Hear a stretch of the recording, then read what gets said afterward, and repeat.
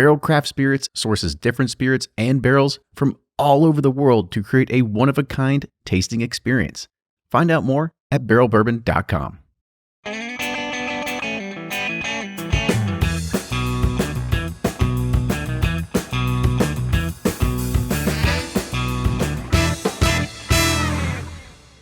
Welcome everybody to one of the most highly anticipated Whiskey Quickies of the year, where we take a look at the 2021 release of the Buffalo Trace Antique Collection.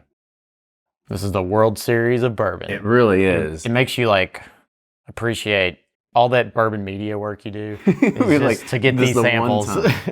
It comes in the mail and you're like, we made it. It's finally here. Yes. But the big news is we'll be able to bring them out one by one here, but I'm sure you've heard by now, and that is the fact that there is no George T. Stagg this year because the 15-year-old barrels did not meet the distiller's requirement for taste standards according to what they had said. So there's various measures of quality that go into Buffalo Trace's bourbon, everything from checking turbidity and testing samples using gas chromatography, but the most discriminating taste test of all is, of course, the human palate. So they've gone, everybody that has been there, they've gone through all kinds of sensory training analysis, and they said that if one taster disagrees, the barrel is sent back to be aged longer. And I know that we've had a chance to talk to some folks at Buffalo Trace. We understand the quality and the integrity of the people that are there as well. So if they didn't think it was that good, we should probably just go ahead and say, you're probably right. And maybe saved us a little bit. Yeah, it's better to hold it back and let it keep getting better there's such a huge bar with it. I know, everybody's so excited. You don't want them to be disappointed. Yeah. You don't want a thumbs down on these. You don't want a thumbs down. Yeah, I don't know if we've ever gotten a thumbs down on a BTAC, but let's go ahead and we'll dive in with our first one, and this is Eagle Rare 17. So this is 101 proof, which a few years ago it got raised from 90 to 101 proof. This was distilled in the spring of 2003, so it might say Eagle Rare 17, but actually it's 18 years and 6 months old, and it was aged on the first floor of Warehouse P. And thanks to our good friends over at Breaking Bourbon, they did some evaporation loss calculations for us, and they said that this suffered about a 64% evaporation loss. And of course, with all of these, it's going to have a price tag of around $100 at suggested retail price. Best value of bourbon. Yes. If you can find it. The whole point is that word suggested. So let's go ahead and dive in with the nose here. Ooh, hints of sweet oak. Yeah. Cherry. Definitely get that cherry cordial in there. Almost like a whipped cream a little bit too. Yeah, some froth or some whipped cream froth. I would think if I could put an angel food cake in a nose, like this might be it. Yeah, I could see that, like a strawberry shortcake kind of flavor. Whipped cream, all that in there. Absolutely. All right, on to the taste here.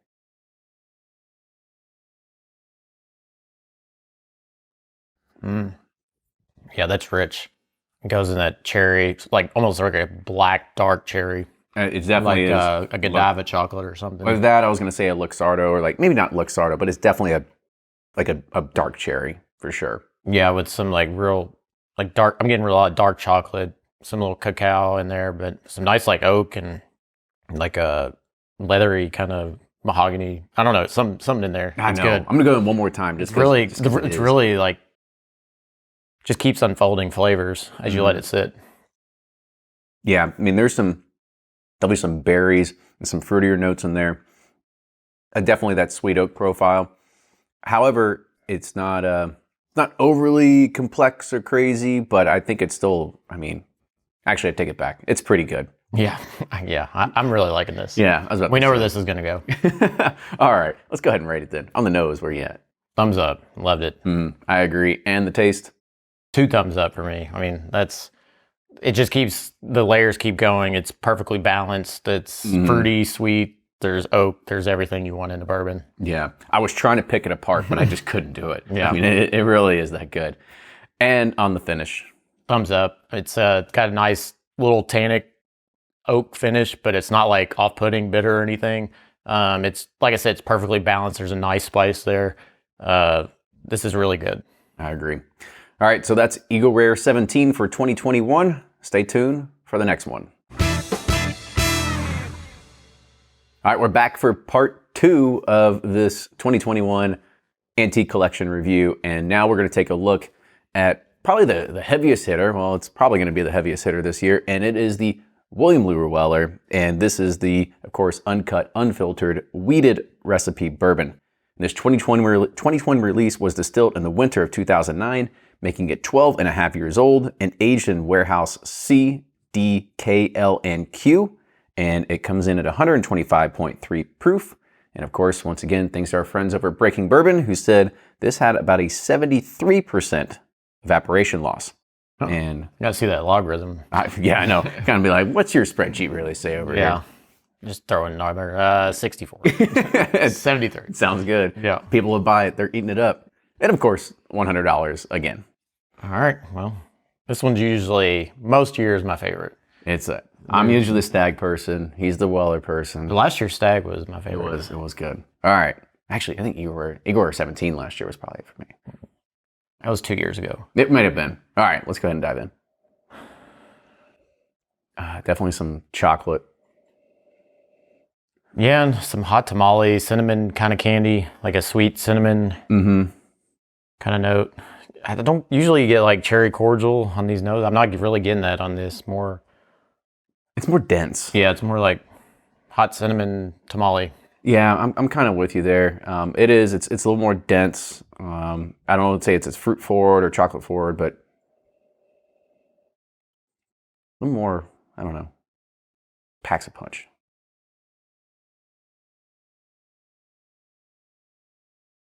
And on the taste, I think a little bit more of that nose kind of keeps developing there.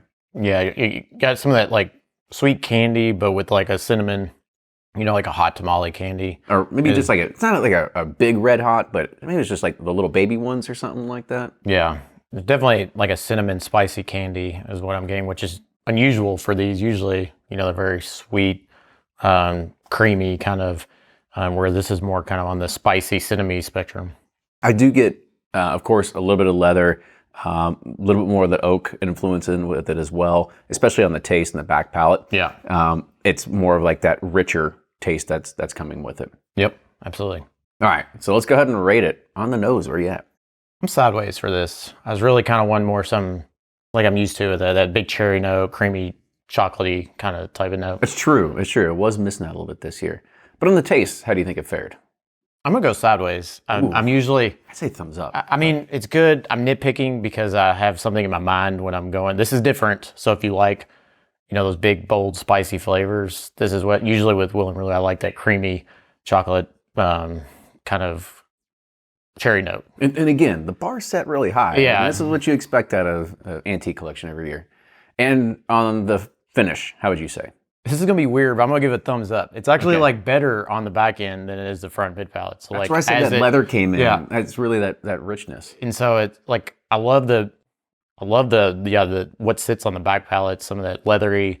There is kind of, that spice lingers. It's very nice on the back end. So it's weird for me that I'm going sideways to thumbs up, but it's better on the back palate for me. Hey, it's okay. We're letting the people know what you think because you're the people's champ. Yeah, they don't care.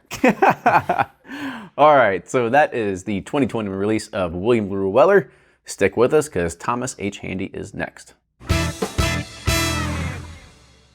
All right, now we're looking at Thomas H. Handy, and this is, of course, the uncut and unfiltered straight rye whiskey. And this year's Handy was distilled in the spring of 2015, making it 6 years old and 6 years and 4 months.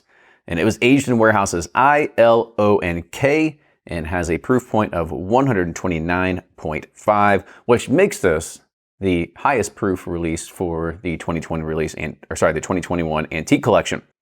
Of course, this being a younger age, Breaking Bourbon put it in their spreadsheets, 31% evaporation loss, and this is again $100 SRP.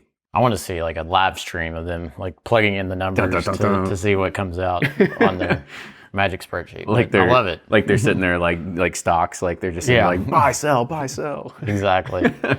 It can't be that enticing or crazy, could it? No, it's just, I don't know. All right, so let's go ahead and go with the nose here.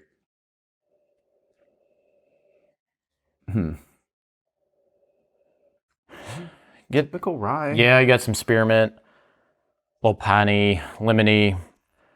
The lemongrass. There's some kind of like dusty funk kind of slight hint there in the back, kind of when I'm. You might be reaching for that one. I don't know if I get that.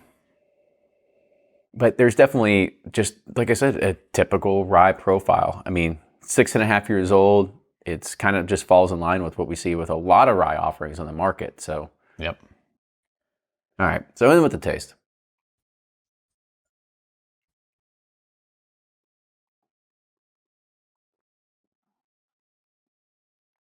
That's a good flavor explosion. Yeah, it's very sweet, sugary, like explosion out the front. Like we're expecting just like a big spearmint bomb, but it's got that nice like candied, like candy grape flavors, and then kind of opens up in that lemon and those piney flavors kind of develop towards the back end. Yeah, I think you're right. There is some of that like that hard candy quality. Do you remember those hard candies that you'd like have in your grandma's? The rock candy? Well, no. I mean, your grandma had rock candy hanging around? No. Well, maybe from Gatlinburg. She just like... No, I would say like my grandma always had, it was like those strawberries that were always like wrapped in that hard candy. Yeah. Like, it had a little bit of that going on with me. Yeah, it's very fruity, sweet. A lot of sugary components to the front end of this. Which I think was kind of unexpected coming from Larue Weller, which we were like, oh, this is a crazy complex thing. And then you come here and you're like, wait a minute, completely different. Like this has a lot more flavor going on, in my opinion, than the Larue Weller did.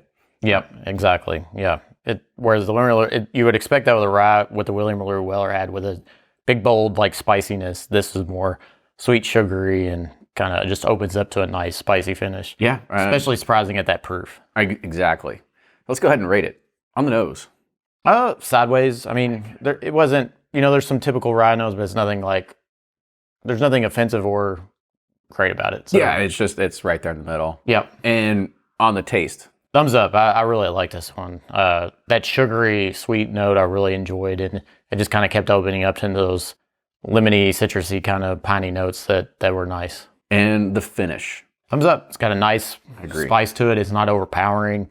It just kind of sits there, with those nice, like citrusy herbal notes. I agree. I think the taste and the finish on this one were probably the most surprising for me by far. Were probably one of my favorite handies to date. Yeah, it's kind of hard to say 129 is like perfectly balanced, but it's pretty good. It's a well-rounded whiskey, and they did a really good job on this one. Yeah, and typically handies don't lead for me in antique collections, but this one is probably, again, one of my favorites I've had in a long time from this collection. So, yep. Stick with us. We got one more left. All right, and we're back with the final component with the 2021 release of the Antique Collection, and we're looking at Sazerac 18 Year.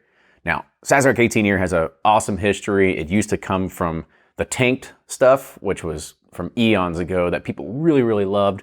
There was a few odd years in between, and then I believe it was last year. Last year was really good. It was really good. Yeah. I don't know what it was, but it like a complete 180 from what it was. But it's been that those evaporation rates were just dialed in last year. I don't know. They nailed it. I don't know what it was. But here's a little bit of the details for this one.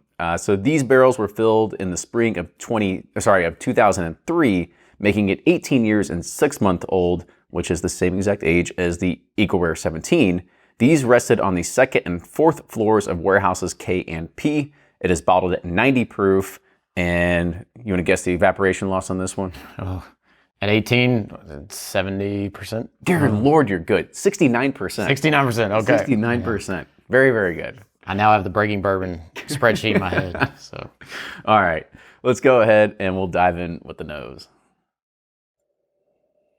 Oh, that smells good. That does smell good. It's like that has more of a dusty characteristic to it. Yeah, there's almost like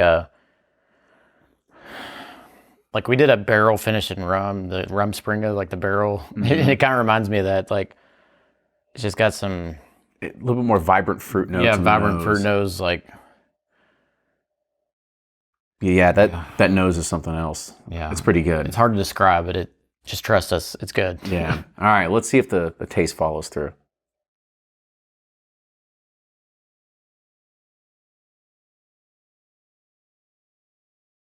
Yeah, translates to the taste. There's some nice like cinnamon raisin bread, like buttery, gooey kind of. I'd say the buttery aspect comes through. Like you definitely Yeah. feel like a softer, like inviting taste profile as it comes in, because it's not like Handy that was like explosion. Yeah. I mean, at 90 proof, you're looking at definitely a 30-point proof difference, but the flavor profile is a lot different too. This is a lot more oak influence, not near as fruity, but more like dense and compact, if you will.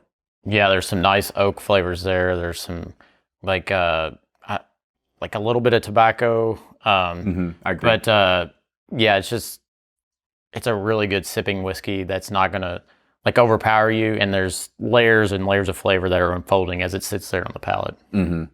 I honestly, I enjoy it. I think the 90 proof kind of just takes away from it a little bit, just because you don't get that sort of flavor explosion. It doesn't really linger on too much. But again, it might just be me. But we'll see what Ryan has to say here. On the nose, where you at? Thumbs up. I can't describe the nose, but I really like it. There's a lot of good things going on. Like I said, it had a little bit of a dusty characteristic to it, but not like dusty funk rum, kind of like a lot of crazy flavors going on. Yeah. Aromas, not flavors, aromas. That raisin brand in there, what you said, or something like that. Yeah. Might have been pretty close. And the taste. Thumbs up. I really liked it. Yeah, it's soft, it's delicate, but there's a lot of flavors that unfold as it moves through your palate. I agree. But the finish, where you at? Sideways. It kind of falls a little flat, to almost a little bitter on the back end. Some of that oak really picks up, and so, but it's not bad. It's just kind of average for me. Yeah, I agree. And I think, granted, Sazerac 18, it's an 18-year-old plus product. Fantastic whiskey for what it is. But at 90 proof, I think you just lose a little bit of that for maybe the more than average bourbon consumer that's out there that really wants to try it. And they try it and it's great flavor, but it doesn't leave that lingering taste that you want for, like a minute or two after anything like that. Yeah, it'd be nice if it's a little more viscous, a little more, heavier on the palate but it's light, delicate, and a nice sipping whiskey that you can sit in your leather chair and talk to your bourbon club about. I don't know. For sure. All right, we'll be back in a second as we wrap up the 2021 Antique Collection.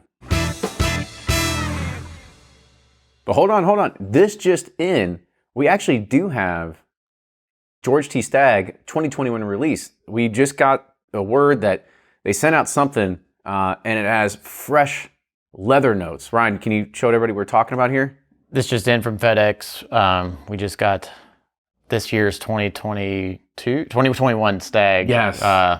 Yeah, it smells of nice leather. A little smoke, from the embossing or whatever you call it. Whatever. It's hot stamping. But they did send us a leather coaster with George T. Stagg on it as kind of a replacement on it. But I do kind of want to get your thoughts on this one.